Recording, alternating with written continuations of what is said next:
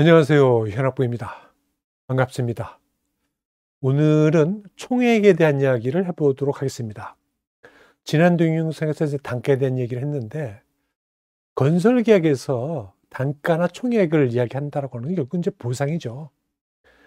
보상을 어떻게 해줄 것이냐에 대한 고민을 하고, 그 고민의 결과로서 나는 단가 방식을 활용해서 보상해 주겠어. 아니야, 나는 단가 안 쓰고 그냥 총액으로 하겠어. 또는 비용, 수수료 방식으로 하겠어. 뭐 원가 방식으로 하겠어. 뭐 이런 식으로 정하면 되는 겁니다. 그 중에서 이제 오늘은 이제 총액. 그러니까 총액이라고 하는 것은 뭐냐면 단가를 안 쓰겠다는 얘기죠. 단가를 쓰는 경우는 무엇이 필요합니까? 물량이 필요하죠. 그러니까 단가에 곱해질 그 무엇이 필요하죠? 필요한데 그것이 이제 물량, 수량이라고 하는 거죠. 그러니까 단가를 안 쓴다라고 하는 것은 뭐예요? 물량을 안 쓰겠다라고 하는 겁니다. 수량을 안 쓰겠다. 그 작업의 내용을 안 보겠다. 이런 얘기하고 같아지는 겁니다. 굉장히 큰 리스크가 발생할 수가 있다.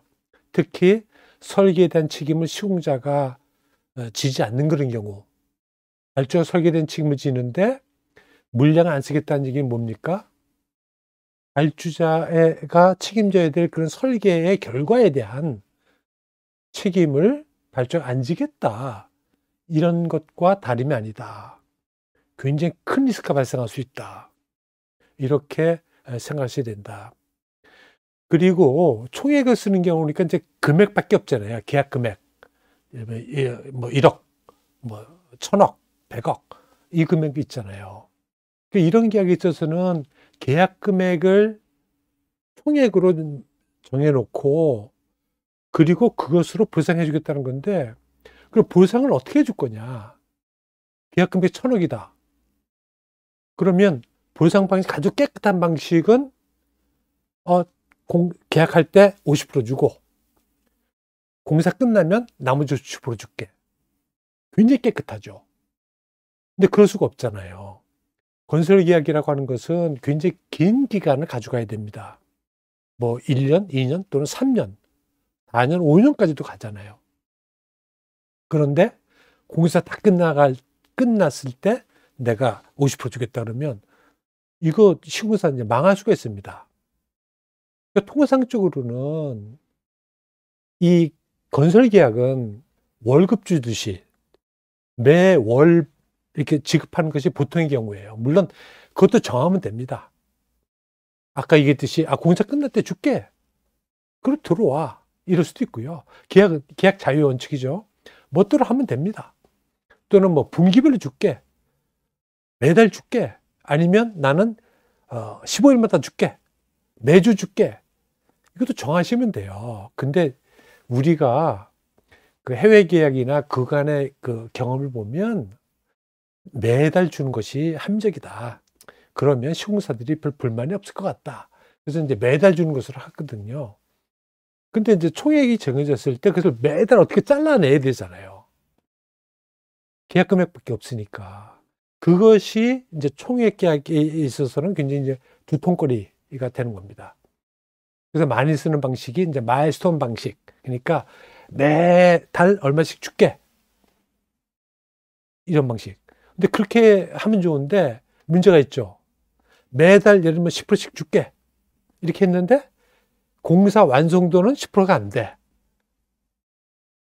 이 문제가 발생하잖아요. 발주 입장에서 이게 뭐야? 얘가 이번 달까지 어디까지는 끝내야 되는데 거기까지 못 끝낸데 나는 돈을 끝낸 것과 상관없이 줘야 된다. 그러니까 이제 그런 경우에 이제 공사의 완성도하고 또 이렇게 엮어 놓습니다. 근데 좀 복잡해지는 거죠. 그러다 보니까 그래, 그러면 공사의 진도에 따라서 주기로 하자. 그럼 공사 진도는 또 어떻게 우리가 판단할 거냐? 어렵잖아요. 그러니까 이제 공정표 가지고 하자. 근데 공정표 가지고 하려면 어떻게 돼야 돼요? 결국은 작업의 내용이 나오고 공정표 그리려면 작업별로 물량들이 또 나와야 되잖아요. 그죠? 예. 근데 어쨌든 간에 그런 방식을 또 활용할 수도 있다. 어차피 나눠줘야 되는 거니까. 예. 그런데 이제 거기까지만 하면 좋은데, 일부 이제 그 까탈스러운 발주자들은 돈을 줄 때 매달, 예를 들면, 자, 매달 공사 진척도에 따라서는 줄게. 다만, 네가 어떠한 의무를 추가적으로 했을 때, 보통 그 의무는 다큐멘트해야 되는 의무입니다. 보통 럼섬 컨트랙트 같은 경우는 시공자가 설계를 하는 경우에 적용하는 그 보상 방식이거든요. 그러니까 네가 설계 도서를 이렇게 어디까지 완성해서 제공을 하면, 이제 그 제공되는 도서에는 당연히 승인, 정부의 승인이라든지 또는 규제기관의 승인이라든지 발주의 승인 또는 PMCM의 승인, 이런 것들을 연결시켜 놓죠. 그래서 그런 도면들이 완성돼서 어디까지 제출되게 되면 이번 달에 내가 얼마 주겠어. 굉장히 좀 까탈스러운 그런 방식을 쓰기도 합니다.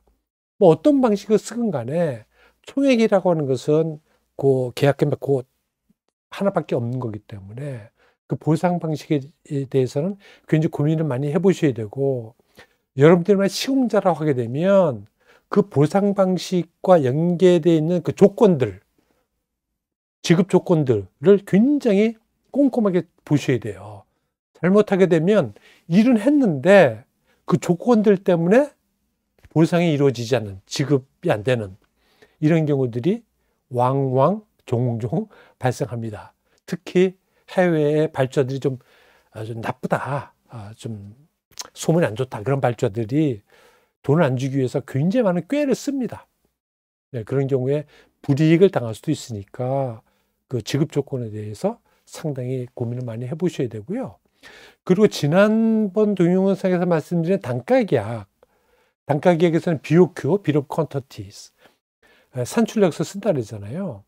근데 그 산출력서에 그 각각의 작업들 있지 않습니까? 그 작업들의 보상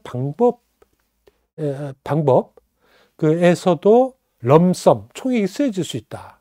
그러니까 단가 방식에서 그 활용되고 있는 그 BOQ, 산출력서, 그 단위 작업들이 여러 개 있을 텐데 그 작업의 특성에 따라서는 물량을 쓰는 것이 아니고 그냥 럼섬, 총액으로 가는 경우가 있어요. 예를 들면 확장이 복잡하다, 수량을 알기 어렵다. 예를 들면 작업들이 쭉 있는데 이제 모빌라이제이션, 공사하게 되면 시공자가 이제 자원동원을 해야 되잖아요. 공사 초기에 장비도 사고 캠프도 짓고.